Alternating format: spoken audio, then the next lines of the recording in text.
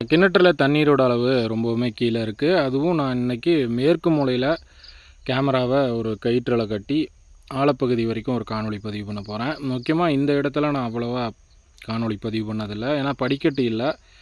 அதாவது ஒரு 10 அடிக்கு மட்டும்தான் படிக்கட்டு இருக்கும். அப்படிங்கிறனால அந்த இடத்துல இருந்து கயிற்றில் கட்டி மீன்களோட சூழல் மற்றும் தண்ணீரின் நிறம் இரண்டையுமே நான் பதிவு பண்ணியிருக்கேன்.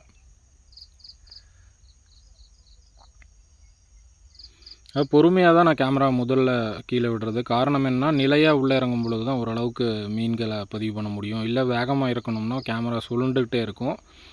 அப்போ சரியாக மீன்களோட காணொலியை பதிவு பண்ண முடியாது அப்படிங்கிறது தான். ஆழப்பகுதின்றது கிட்டத்தட்ட தண்ணீரோட தேக்க அளவு அப்படிங்கிறது இப்போ ஒரு 30 அடி தான் இருக்கும்.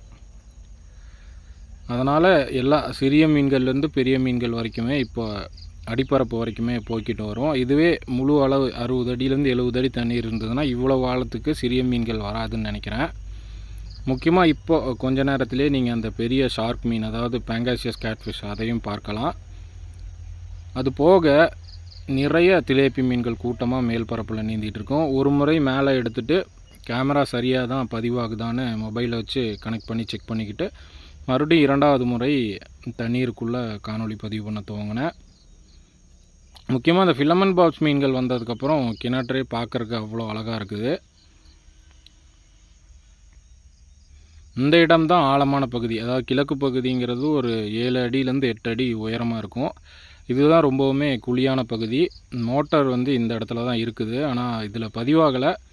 இதிலிருந்து ஒரு 3 அடி 4 அடியில் தான் மோட்டாரும் இருக்கும்.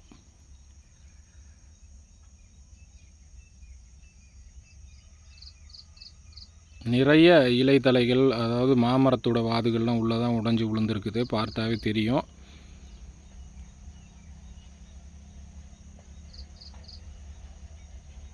முக்கியமாக இந்த இடத்துல பாறைகளில் பாசிகள் கூட வளர்ந்துருக்காது. ஏன்னா ஒளியின் ஊடுருவல் சுத்தமாகவே இருக்காது. அப்படிங்கிறாங்க. எல்லாமே உப்பு படிவங்கள் தான்.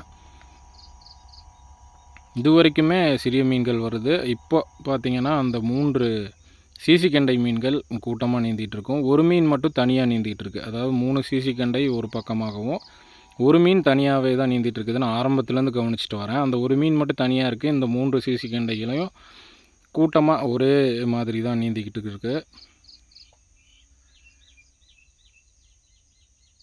கண்டிப்பாக வரும் நாட்களையும் தொடர்ந்து மீன்களோட காணொளி நிறைய இந்த கிணற்றில் நான் பதிவு பண்ணுறேன். வெவ்வேறு சூழல்களையும் பதிவு பண்ண முயற்சி செய்கிறேன்.